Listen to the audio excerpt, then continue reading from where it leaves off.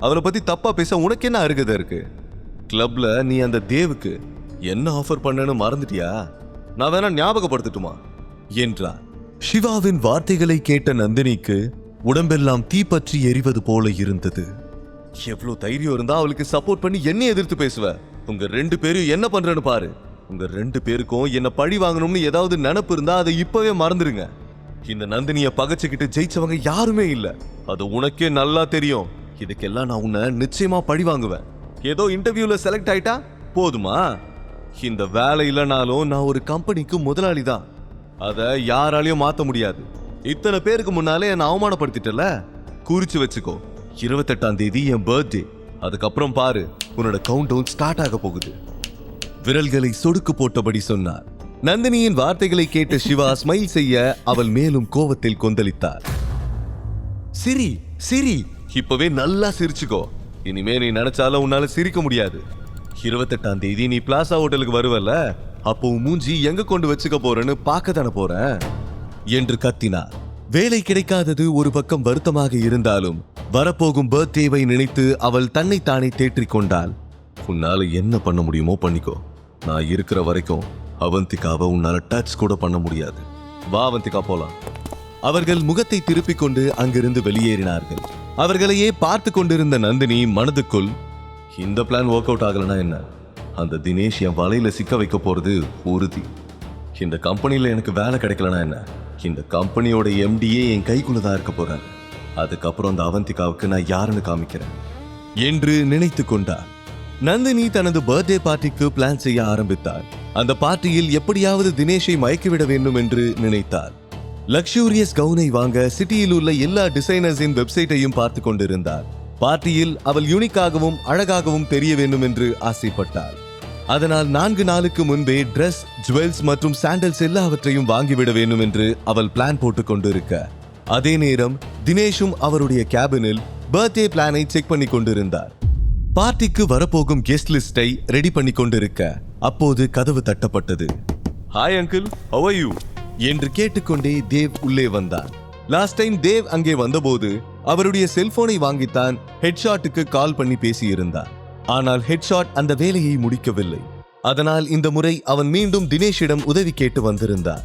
முடியை சிலுப்பியபடி அவருக்கு அருகில் அமர்ந்து, அங்கிள், உங்க கான்டாக்ட் லிஸ்ட்ல ஹெட்ஷாட்டை விட பெரிய மாஃபியா யாராவது இருக்காங்களா என்று கேட்க, ஏன் என்னாச்சு? ஹெட்ஷாட் அந்த வேலையை முடிக்கலையா என்று கேட்டார். அந்த ஹெட்ஷாட் ஒரு யூஸ்லெஸ் அங்கிள். அவர் என்கிட்ட பணத்தை வாங்கிட்டு வேலையை செய்யவே இல்லை என்று அவன் சொல்லி முடிப்பதற்குள், நோ தேவ், ஹெட்ஷாட் பத்தி உனக்கு தெரியாது. அவர் ஒரு வேலையை செய்யறேன்னு சொன்னா கண்டிப்பா செய்வாரு. அவரோட தொழில அவர் சுத்தமா இருப்பாரு. அவர் இந்த வேலையை செய்யலனா ஏதோ தப்பா இருக்க மாதிரி தெரியுது. நீ இதை பத்தி ஹெட்ஷாட் கிட்ட கேட்டியா என்று கேட்டார். நோ அங்கிள், கேட்டு மட்டும் என்ன ஆக போகுதுன்னு விட்டுட்டேன். எப்படியும் என் பணம் திரும்பி வர போறது இல்ல என்றான். தினேஷுக்கு ஏதோ தவறாக தோன்றியது. தேவ், ஒருவேளை தப்பு மேல இருக்குன்னு தெரிஞ்சா நிச்சயம் நான் உன்னை மன்னிக்கவே மாட்டேன் என்று வான் செய்தார். சற்று பதறிய தேவ், அப்படிலாம் எதுவும் இல்லை அங்கிள், நீங்க என்னை நம்பலாம்.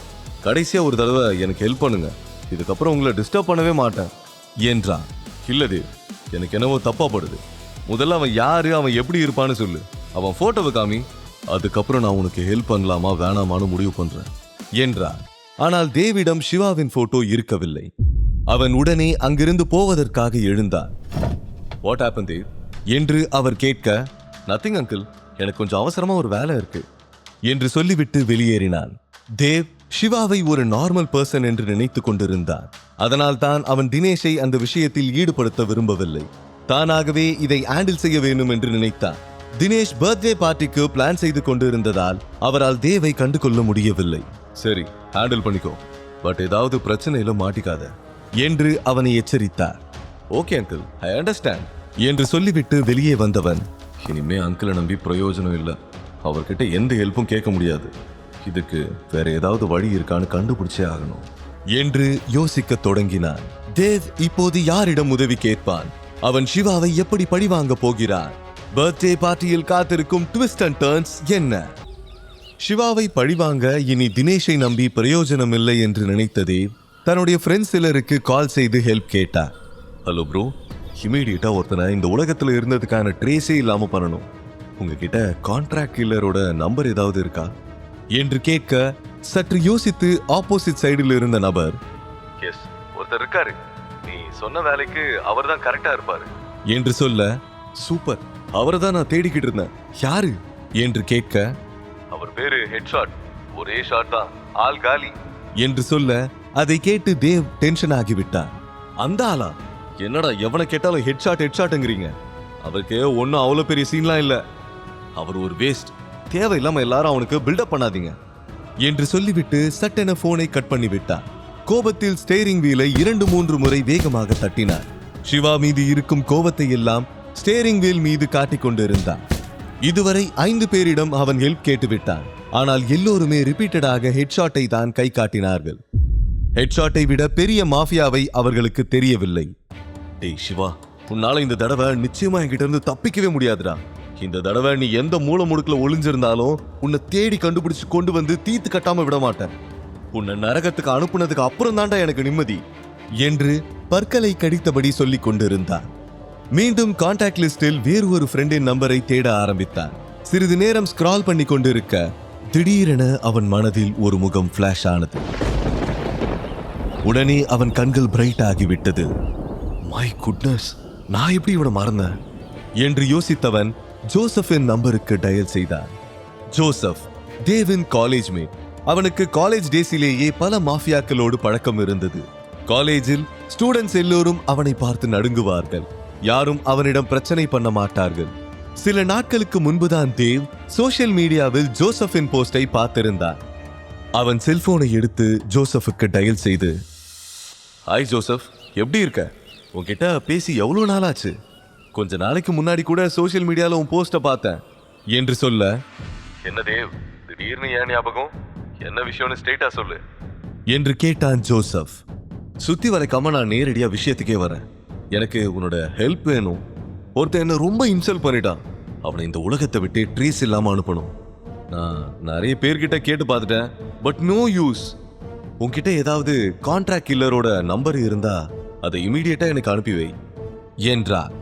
சரி, 2 minutes வெயிட் பண்ணு, நான் நம்பர் சென்ட் பண்றேன் என்று ஜோசப் சொல்லி முடிப்பதற்குள், இந்த வேலை மட்டும் கரெக்டா முடிஞ்சதுன்னா நீ எதிர்பார்க்காத அளவுக்கு உனக்கு ஒரு ஸ்பெஷல் ட்ரீட் இருக்கு என்று கூறி போனை வைத்தான் தேவ். அரை மணி நேரம் கழித்து அவன் செல்போனில் மெசேஜ் டோன் கேட்டது. கொஞ்சம் கூட தாமதிக்காமல் தேவ் அதை ஓபன் செய்து பார்த்தார். அதை படிப்பதற்குள் ஜோசப்பிடமிருந்து கால் வந்தது. ஹலோ தேவ், நான் உனக்கு மாப்ஸ்டர் அவினாஷோட நம்பர் அனுப்பியிருக்கேன். அவனை பத்தி சுருக்கமா சொல்லணும்னா, இஸ் a human beast. மனுஷங்களை அணு அணுவா சித்திரவதை பண்ணி கொல்றதுதான் அவனோட ஸ்டைல். என்கிட்ட இருக்கிற கான்டாக்ட்ஸ்ல அவன் தான் உனக்கு ஏத்தாள். நீ எப்படி கேட்கிறியோ அப்படி செய்வான் என்று ஜோசப் மாப்ஸ்டர் அவினாஷை பற்றி சொல்ல, அதை கேட்டு தேவுக்கு புதிதாக ஒரு நம்பிக்கை பிறந்தது. சிவாவை பழிவாங்க அவனுக்கு சரியான ஆள் கிடைத்து விட்டதாக நினைத்தான்.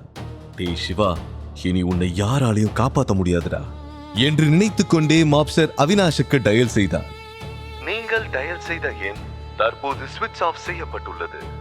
ப்ரீ ரெக்கார்டட் வாய்ஸை கேட்டு தேவ் டென்ஷன் ஆகிவிட்டான். ஷிட் ஷிட் ஷிட் என்று ஸ்டேரிங்கை 3 முறை ஆக்ரோஷமாக தட்டினான். ஜோசப் ஒருவேளை ராங் நம்பரை அனுப்பிவிட்டானோ என்று நினைத்து கோவப்பட்டான். அப்போது தேவ் தினேஷின் நம்பரில் இருந்து 2 மிஸ்டு கால்ஸ் வந்திருப்பதை பார்த்தார். காரில் இருந்து வெளியே வந்து தினேஷின் கேபினை நோக்கி சென்றார். கதவை 2 முறை தட்டிவிட்டு பதிலுக்காக வெயிட் பண்ணாமல் தினேஷின் பக்கத்தில் சென்று உட்கார்ந்தார். தேவ், நீ எங்க போன? இங்க பாரு, நான் சொல்றது கொஞ்சம் கவனமா கேளு. கூடிய சீக்கிரம் நான் உன்னை ஒருத்தருக்கு இன்ட்ரடியூஸ் பண்ணி வைக்கிறேன். அவர் ரொம்ப பெரிய ஆளு. நீ அவரை பார்க்கும்போது அவரை அட்ராக்ட் பண்றதுக்கு உன்னால என்னெல்லாம் பண்ண முடியுமோ அதெல்லாம் பண்ணு. ஒருவேளை அவர் மட்டும் இம்ப்ரெஸ் ஆயிட்டார்னா அதுக்கப்புறம் உன் லைஃப்ல எந்த பிரச்சனையும் இருக்காது என்று சொல்ல, என்ன அங்கிள், பில்டப் எல்லாம் ஓவரா இருக்கு. அவர் என்ன அவ்வளோ பெரிய அப்பாட்டாக்குறா? யார் அவரு? அவர் பேர் என்ன என்றான். நோ தேவ், அவரை பத்தி தப்பா பேசாத. அவரை பத்தி தெரிஞ்சா நீ இப்படி பேச மாட்ட. நீ கற்பனை பண்ண முடியாத அளவுக்கு அவர் பெரிய ஆளு. இப்போதைக்கு இவ்வளவுதான் சொல்ல முடியும். கரெக்ட் டைம் வரும்போது நானே உனக்கு அவரை இன்ட்ரோ பண்றேன் என்றார். தேவின் பேரண்ட்ஸ் அவனை எதற்கும் உதவாதவனாகத்தான் நினைத்தார்கள். அவர்கள் அவனை எப்போதும் திட்டிக் கொண்டே இருப்பார்கள். அதனால் தேவ் தன்னை ப்ரூவ் பண்ண வேண்டும் என்று நினைத்துக் கொண்டிருந்தார். அதற்கு இதை ஒரு நல்ல வாய்ப்பாக பயன்படுத்திக் கொள்ள நினைத்தார். ஒருவேளை தினேஷ் சொல்லும் அந்த பெரிய ஆளை சந்தித்து பழக ஆரம்பித்து விட்டால் எல்லோரும் தன்னை மதிப்பு பார்க்க வேண்டும் என்ற ஆர்வம் அவனுக்குள் அதிகமாகிவிட்டது. ஆனால் அந்த நபர் வேறு யாருமல்ல, சிவாதான் என்று தேவுக்கு தெரியவில்லை. அவன் சற்று நிம்மதியாக உணர்ந்தான். அப்போது அவனுக்கு நந்தினியின் ஞாபகம் வந்தது. இந்த சிவாவோட டென்ஷனால நான் நாண்டிய சரியா கன்சிடர் பண்ணவே இல்லையே என்று யோசித்தார். அதே நேரம் வீட்டுக்கு திரும்பிய நந்தினி உள்ளே நுழைந்தவுடன் ஹேண்ட்பேக்கை சோஃபாவில் வீசி எறிந்துவிட்டு, நான் அவளை சும்மா விட மாட்டேன், அவளுக்கு என் கையால தான் சாவு. முழு கதையையும் கேட்டு மகிழ பாக்கெட் FM ஆப்பை டவுன்லோட் செய்யுங்கள். லிங்க் டிஸ்கிரிப்ஷனில் கொடுக்கப்பட்டுள்ளது.